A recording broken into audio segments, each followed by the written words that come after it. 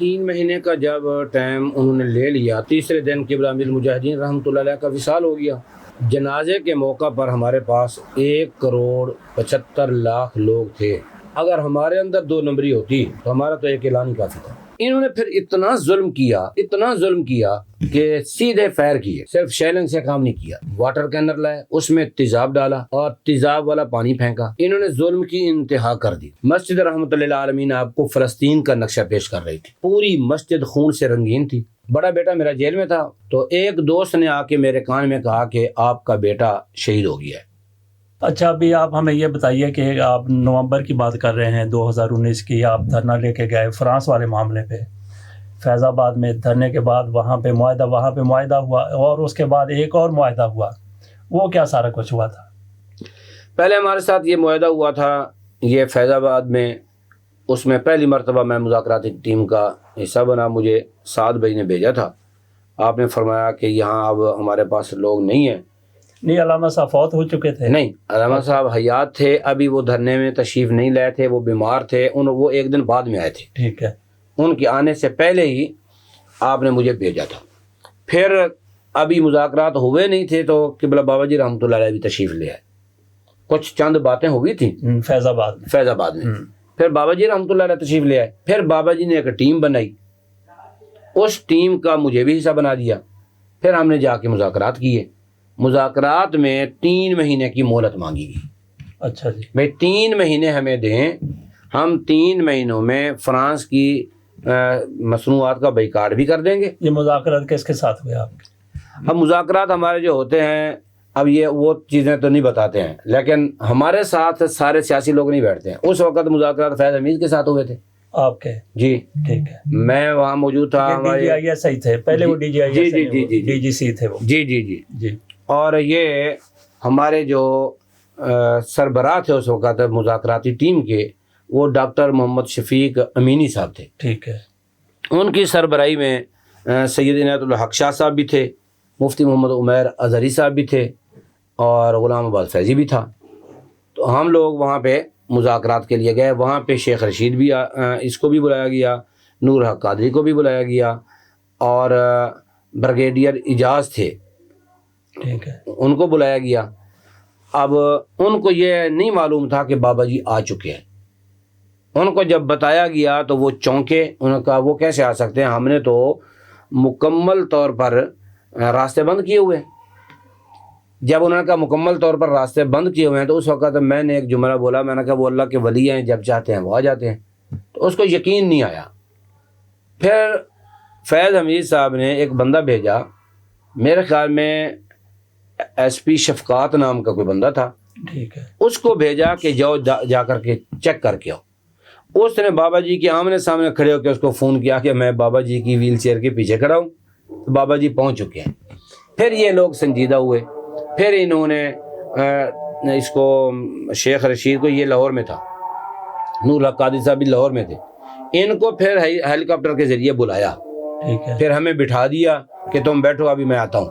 پھر جا کر کے ان کو بلایا، یہ لوگ آئے، وہ بریگیڈیئر اجاز صاحب آئے، ان تینوں حضرات نے بیٹھ کے ان کی اس فیض حمید کی سربراہی میں مذاکرات ہوئے۔ پھر مذاکرات تو یہ لوگ کرتے تھے، بہرحال انہوں نے پھر ہم سے 3 مہینے کا ٹائم لیا۔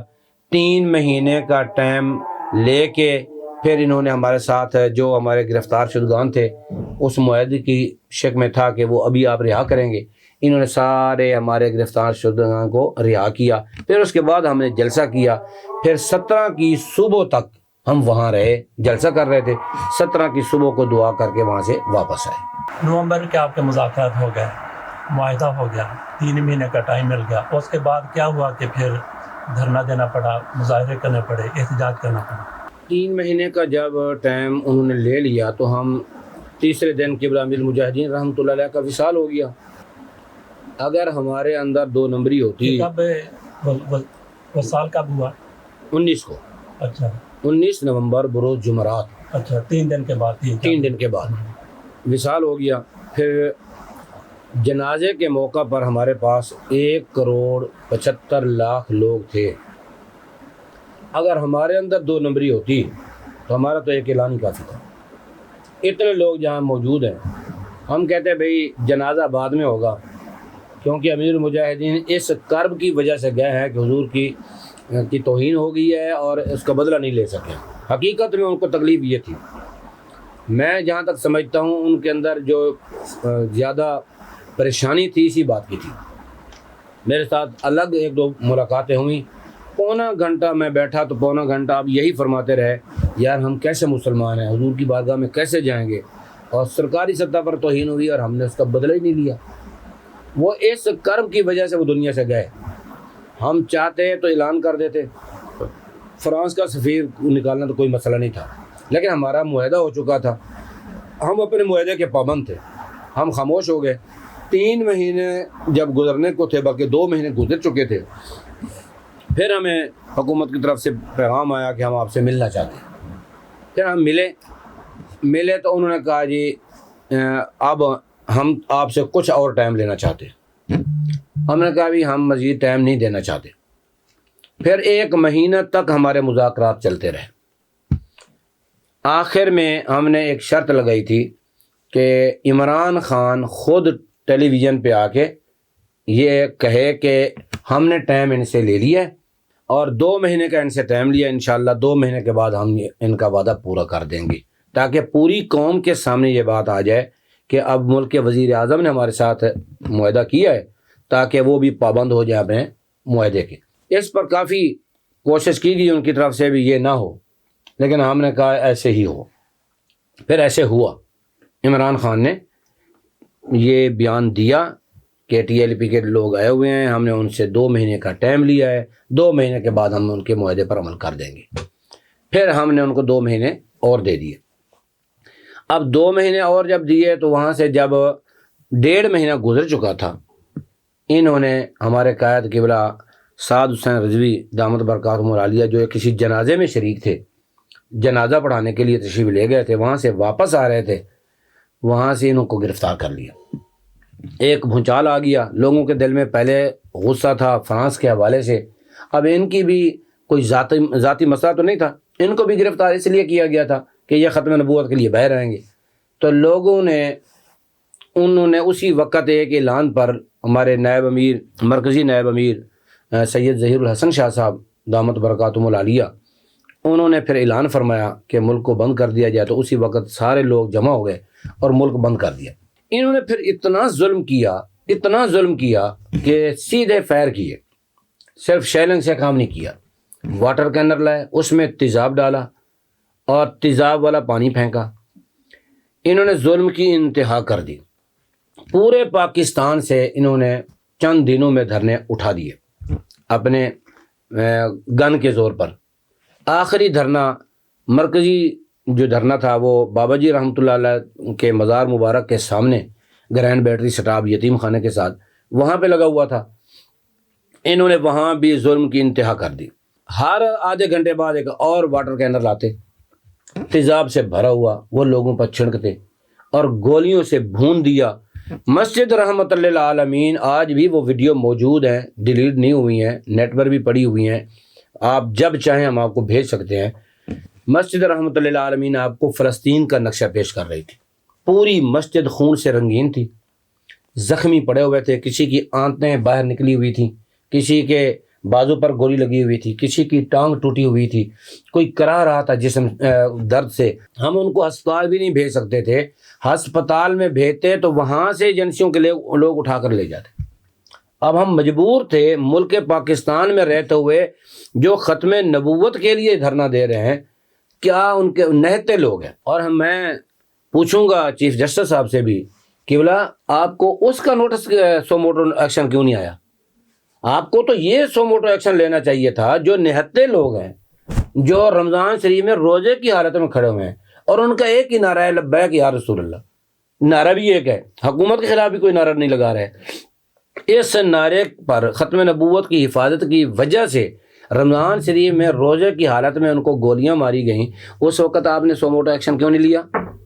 اور اس بات کا اب لیں کیوں؟ یہ کوئی غدار تھے, یہ غیر مسلم تھے, یہ ملک پاکستان کے وفادار نہیں تھے, اور پاکستان میں رہتے ہوئے مسجدیں خون سے رنگین ہو گئیں. آپ نے اس کا کوئی سو موٹو ایکشن نہیں لیا. یہ آپ کو فیض آباد کا دھرنا یاد آیا؟ یہ تو بابا جی پہلے فرما گئے. فیض آباد کی درد قیامت تک رہے گی. اور اب ہاں اس وقت ہمیں نہیں سمجھ آ رہی تھی. آپ نے فرمایا دیکھنا، یہ آپ کی ویڈیو موجود ہے، آپ نے فرمایا فیض آباد کبھی نہیں بھولے گا. کیوں؟ یہ کفر کے، یہ سمجھیں کہ ان کے سارے منصوبوں پر پانی پھر گیا تھا. انہوں نے بڑی رقم ان کو دی ہوئی تھی ملک کو بدلنے کے لیے. بابا جی کے یہ جو 27 دن تھے نا، 25 دن تھے، ان 25 دنوں نے ان کے سارے منصوبے پر پانی پھیر دیا. اب اس پر تو پورا کفر چلا رہا ہے. ہم آپ سے پوچھتے ہیں چیف صاحب، آپ کن کی نمائندگی کر رہے ہیں؟ آپ مسلمانوں کی نمائندگی کریں، اور خصوصاً ان حالات میں جب فلسطین میں بچوں کے ٹکڑے ہو رہے ہوں، جب بچے شہید ہو رہے ہوں، ماؤں کی عزتیں نیلام ہو رہی ہوں، جب بیت المقدس پہ حملے ہو رہے ہوں، اس وقت آپ کو تو اس پر سو موٹو لینا چاہیے تھا کہ یہ وقت ہے فیسٹیول منانے کا. اس پر سو موٹو ایکشن لینا. آپ ایک مسلمان قاضی ہیں، مسلمانوں کے چیف جسٹس ہیں، آپ نے اسلامی تاریخ نہیں پڑھی ہے؟ آپ اسلامی تاریخ پڑھیں. سب سے پہلے تو سو موٹو ایکشن لیں حکومت کے خلاف کہ ان دنوں میں تم فیسٹیول منا رہے ہو، کیا تم جشن منا رہے ہو اپنے مسلمان بھائیوں کی شہادت کا؟ پھر یہاں پہ آپ اپنی ایمانی غیرت کا، جرت کا اظہار کریں. بھی ہمارے مسلمان بھائیوں کی مدد ہم پر فرض نہیں ہے؟ کیا حضور علیہ الصلوۃ والسلام نے یہ نہیں ارشاد فرمایا مومن کا تعلق دوسرے مومن کے ساتھ ایسے ہے جیسے سر کا تعلق جسم کے ساتھ ہو، کہ سر میں تکلیف ہو تو پورا جسم تکلیف زدہ ہو جاتا ہے. ہمیں تو بڑی تکلیف ہے، اتنی تکلیف ہے ہم ویڈیو نہیں دیکھ سکتے ہیں. ایک باپ اپنے بیٹے کا بازو لے کے آتا ہے، وہ شاپر میں ڈالتا ہے. ایک باپ اپنے بیٹے کا پاؤں لے کے آتا ہے، اس کو شاپر میں ڈالتا ہے. ٹکڑے اکٹھے کر کے شاپر میں، جیسے بندہ کی کسائی کی دکان سے گوشت لے کے آ رہا ہے، اس طریقے سے وہ اپنے بچوں کی لاشیں اٹھا رہے ہیں. اور اس موقع پر آپ کو فیض آباد یاد آ گیا. اس لیے آپ اصل مقصد پر آئیں، اپنا فرض منصبی ادا کریں اور اس طرف اپنی توجہ کریں. یہ حالات وہ نہیں ہیں کہ آپ فیض آباد دھرنے کو لے کے بیٹھ جائیں. وہ تو بابا جی کے حکم کے مطابق آپ سے پہلے بھی جو لوگ ہیں انہوں نے بھی کوشش کی، وہ بیچارے بے نشان ہو گئے. فیض حمید نے بڑی کوشش کی، ٹی ایل پی کو مٹانے کی بڑی کوشش کی. سب سے بڑا ہاتھ تو فیض حمید کا تھا. اس نے ہمارے سامنے قرآن پر ہاتھ رکھا تھا کہ 3 دن کے بعد سارے بندے رہا ہو جائیں گے. 3 دن کی بجائے 6 مہینے سے لگوا دیے. یہی نہیں کرنے دیتا تھا. آج اس کا نام نہیں ہے. اس سے پہلے وہ آصف شہید کھوسے نے بھی بڑی کوشش کی، اس نے غازی صاحب کو پھانسی پہ لٹکوایا اور آج وہ بے نشان ہو گیا. اس سے پہلے وہ نثار، کیا نام تھا اس کا، ثاقب نثار، اس نے بھی بڑی کوشش کی. قبلہ ہم آپ کو مومنانہ مشورہ دیں گے، آپ ان راستوں پر نہ چلیں کہ وہ جانے کے بعد ان کا نام و نشان بھی نہیں رہتا. آپ اس راستے پر چلیں، قیامت تک آپ کو لوگ سلام کرتے رہیں، ہاں یہ بھی کوئی حضور کا غلام آیا تھا، اپنے نبی سے وفا کریں. آپ اس پر سو موٹو لیں کہ مسلمان ملک میں ختم نبوت پر ترمیم کیوں ہوئی تھی، وہ ہمیں بتائیں. اس کا کھوج لگائیں نا، اور اس کا نوٹس لیں. مسلمان حضور کا نام لیں تو ان پر گولیاں کیوں برسائی جاتی ہیں؟ جامع مسجد رحمۃ اللہ عالمین کو خون سے کیوں نہلایا گیا؟ اتنے لوگ ہمارے شہید ہوئے. اب تقریباً 2017 سے اب تک 50 لوگ ہمارے شہید ہو چکے ہیں. کیا ان کی کوئی قیمت نہیں ہے؟ اور پھر کوئٹہ میں جو ہمارے میلاد شریف کے جلوس پر دھماکہ ہوا، یہاں 100 سے زیادہ شہادتیں ہو گئی ہیں. کیا اس پر کوئی سو موٹو ایکشن نہیں ہے؟ تو ہم آپ سے گزارش کرتے ہیں، خدا را وہ کام کریں جو آپ کے کرنے کے ہیں. 2019 میں پھر انہوں نے کریک ڈاؤن شروع کر دیا اور بہت زیادہ ظلم کیا، ہمارے لوگوں کو شہید کیا. آج بھی 20 لوگ آپ کو ملیں گے جو کہ کوئی آنکھ سے محروم ہے، کوئی ٹانگ سے محروم ہے، کوئی بازو سے محروم ہے. کیوں؟ 2000 دھرنے میں گولیوں کا نشانہ بنے. آخری دھرنا تھا، سارے ملک سے انہوں نے دھرنے اٹھا دیے تھے. اب ان کی خواہش تھی کہ ہم اس دھرنے کو اٹھا دیں. پوری کوشش کی، پوری طاقت انہوں نے اس پر لگا دی، لیکن رب ہے. جہاں رب کی مدد ساتھ ہو، پھر پوری دنیا بھی مقابلے میں آ جائے تو اللہ تعالیٰ کی مدد غالب ہی رہتی ہے. تو ہم چونکہ دل سے خالصتاً حضور کی ختم نبوت کے لیے بیٹھے ہوئے تھے، اگرچہ امیر المجاہدین رحمۃ اللہ علیہ ہمارے اندر موجود نہیں تھے، لیکن ہمیں یقین تھا کہ ان کی توجہ ضرور ہے ہماری طرف. اللہ نے فضل کیا، ہم ڈٹ گئے، بیٹھے رہے. اور ہر آدھے گھنٹے میں ہمارے، جب انہوں نے آپریشن شروع کیا تو آدھا گھنٹہ ہوا تھا، ابھی صبح ایک لاش آ گئی، آدھے گھنٹے میں دوسری لاش آ گئی، آدھے گھنٹے میں تیسری لاش آ گئی. ہم حیران ہو گئے، اب یہ کیا کرنا چاہتے ہیں؟ میں سٹیج پر بیٹھا ہوا تھا، میرے ساتھ ہمارے مرکزی ناظم اعلیٰ علامہ غلام غوث بغدادی دامت برکاتہم العالیہ وہ بھی بیٹھے ہوئے تھے، اور بھی شورا کے حضرات موجود تھے۔